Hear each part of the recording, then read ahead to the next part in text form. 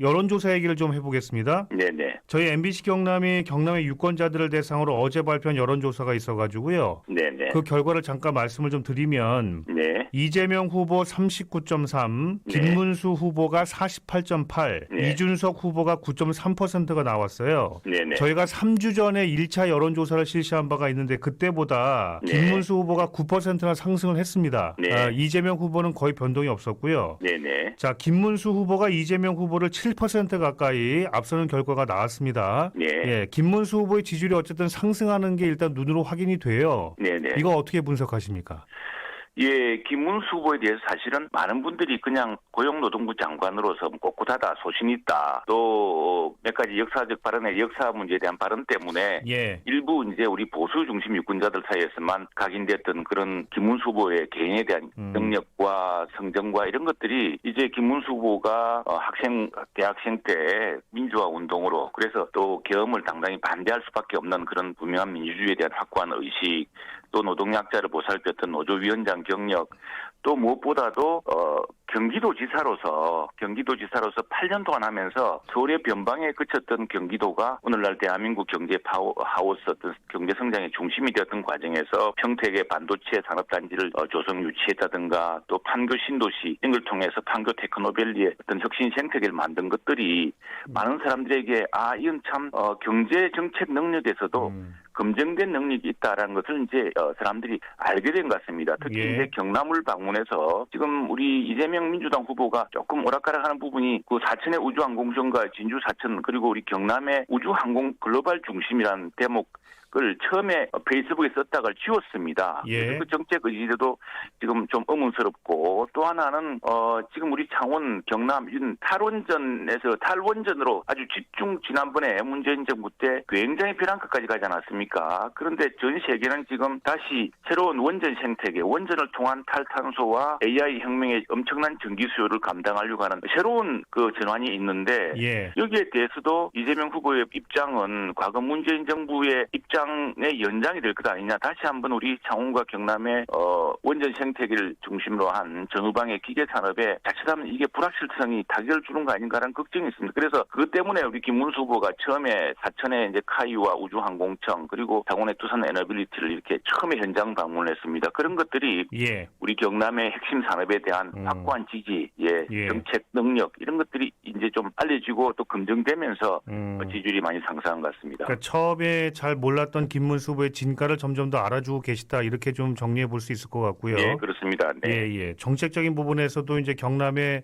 조금 더 다가가는 정책을 좀 선보이다 보니 지지율이 올라간 것 같다 이렇게 말씀하시는 것 같습니다. 네, 그렇습니다. 네. 자, 여론조사 때문에 말씀드렸기 때문에 좀 공지를 좀 하고 다음 질문을 좀 드릴게요. 네. 자, 이번 조사는 MBC 경남이 지난 26일과 27일 이틀 동안 경남에 거주하는 만 18세 이상 남녀 1,009명을 대상으로 무선 ARS 자동 응답 조사 방식을 취해서 진행을 했고요. 응답률은 8.1%, 표본 오차는 95% 신뢰 수준의 플러스 마이너스 3.1%포인트입니다. 자세한 내용은 여론조사 심의위원회 홈페이지를 보시면 되겠고요. 자, 유세 얘기를 좀 해보겠는데요, 의원님. 네. 유세 현장 많이 다니시잖아요. 네. 요즘 현장 분위기 어떻습니까? 그 현장 분위기가 우리 경남 유권자들이 특별히 저는 항상 대한민국의 동남풍을 또 대한민국의 변화와 혁신과 우리 또 나라를 지키는 어떤 방향성을 꾸준히 제시해 왔다 생각을 하는데 그런 의미에서 굉장히 초기에 우리 당에 대해서도 좀 실망을 하고 많이 또 질타하시기도 했는데 지금 김문수 후보의 그런 장점과 성정 이런 것들이 부각되고 또 경남의 핵심 산업에 대한 확고한 지지 의지 또 특히 이 경기지사를 하면서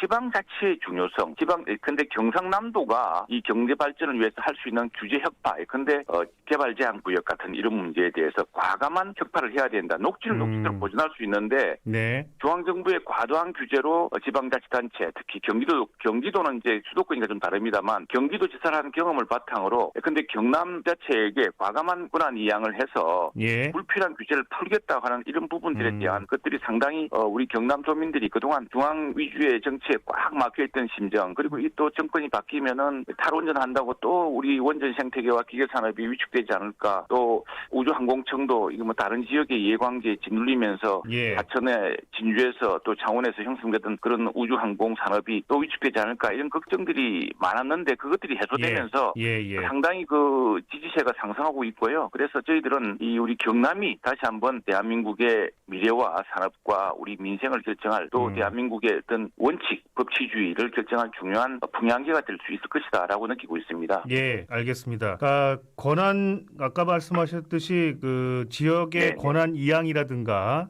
네. 요즘 안 그래도 그걸 세게 좀 말씀을 하시던데 그렇습니다. 예, 규제 혁파라든가 이런 부분이 좀 먹히고 있는 것 같다. 네네 그렇습니다. 실제로 필요한 일이고요. 네. 예. 자 토론회 얘기를 좀 해보겠는데요. 네네. 지금까지 세 차례 TV 토론을 마무리했고 네거티브 공세가 워낙 거세서인지 몰라도 TV 토론 전반에 대한 비판의 여론이 매우 높습니다. 그렇습니다. 그리고 이제 마지막 토론회에서 이준석 후보의 발언이 이제 큰 논란이 되면서 그러니까 김문수 후보를 이번 TV 토론을 통해서 유권자에게 좀 의미 있게 각인시키는 그런 노력이 있잖아요. 네네. 이게 다소 좀 부족했던 거 아닌가라는 평도 있긴 합니다. 어떻게 평가하시나요? 이 TV 토론 방식 정말 바꿔야 됩니다.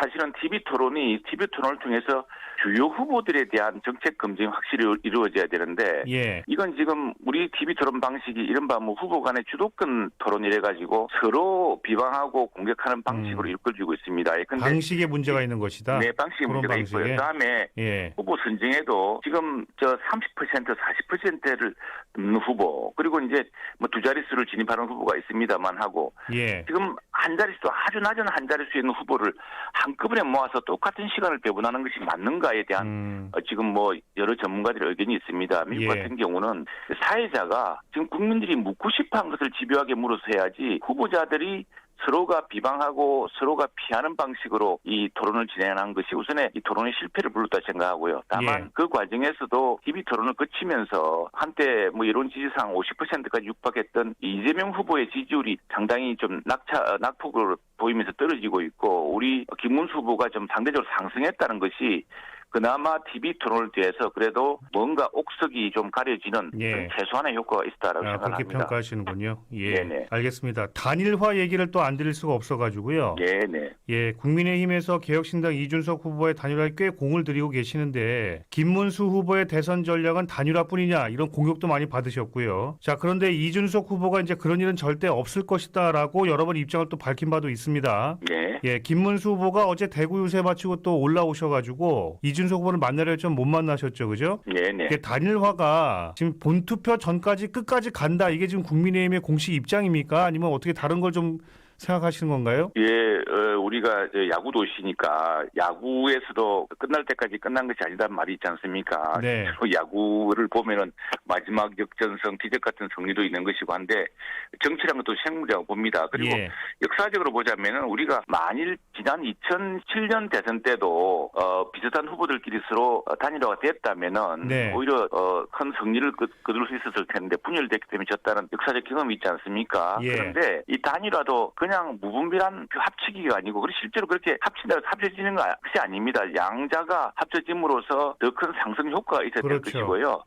그런 의미에서 저희는 이준석 후보가 이야기하는 젊은 세대를 위한 특히 지속 가능한 국민연금이라든가 이런 또 새로운 참신한 혁신이라든가 이런 것들이 함께 온전되는 그런 단일화를 하는 것이고요. 그래서 드리는 질문인데요, 의원님 죄송합니다. 그 다른 게 아니라 단일화를 해서 나오는 양자 대결의 그 여론조사도 많이 있었잖아요. 그동안에 한 번도 이재명 후보를 이겨본 적이 없고 오히려 이제 격차가 벌어지는 그런 그 여론조사도 있어서 단일화 효과라는 것이 굉장히 클 거라고 생각하시는 이유가 뭔지 궁금하기도 하거든요. 이게 이제 우리 역사상으로 보면 2002년 대통령 선거입니다. 당시에 노무현 후보가 민주당의 그 아주 오랜 그 약간 큰 돌풍을 일으키면서 대통령 후보로 당선되었는데 나중에 그 이해창 후보에게 크게 뒤지고 또 새롭게 등장한 정몽준 후보에게도 뒤지는 그런 상황이 나자 당시 민주당 후보들이 탈당도 14명이 하고 이런 정의가 있었죠.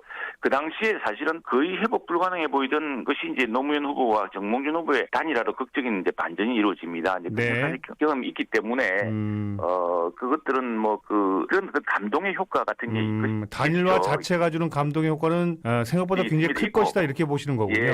그리고 또 하나 사실은 우리 당도 그동안 좀 우리 지지자들을 실망을 시켰고 또 민주당 역시도 이렇게 그 새로운 정치가 조치가 필요한 시점에 예. 지금 뭐 오로지 윤석열 전 대통령만 공격하면서 반사 이익으로 이제 새로운 정치를 하겠다고 합니다만 사실은 그 이재명 후보가 지금 직면한 수많은 부정부패 그리고 허위 사실 유포에 관한 선거법 위반 사항 등에 대한 재판이 다 걸리는 상황에서 네. 대통령이 되면 이제 재판 이게 전부 다 무효다라고 하는 그 사실상 면죄부 선거라고 주장하는 이런 식의 선거 운동을 하고 있는 데 대한 국민들의 반감이 또 있는 것이거든요. 그래서 네. 저는 결국에는 투표율이라고 봅니다. 이런 것들이 국민들이 지난 대통령 선거 투표율이 77.1%였습니다. 굉장히 높은 투표율이었죠. 예. 그런데 이번 선거에 같은 경우 투표율이 낮으면은 저희 당이 불리합니다. 왜냐하면은 우리 당에 대한 그동안의 실망감 또 계엄을 이후에 그치면서 새로운 정치에 대한 갈망을 충분히 저희들이 충족시키지 못했던 측면 이런 등이 있기 때문에 그런데 예. 지금 이번 선거는 이게 정말 이제는 미래로 가는 선거, 우리 젊은 세대와 예. 우리 대한민국의 경제와 또 외교 안보와 또 국민연금이라든가 하는 이 젊은 세대의 지속 가능한 어떤 복지라는 이런 문제들을 한꺼번에 따지는 문제이고 또 무엇보다도 아니 법 앞에 만인이 평등한데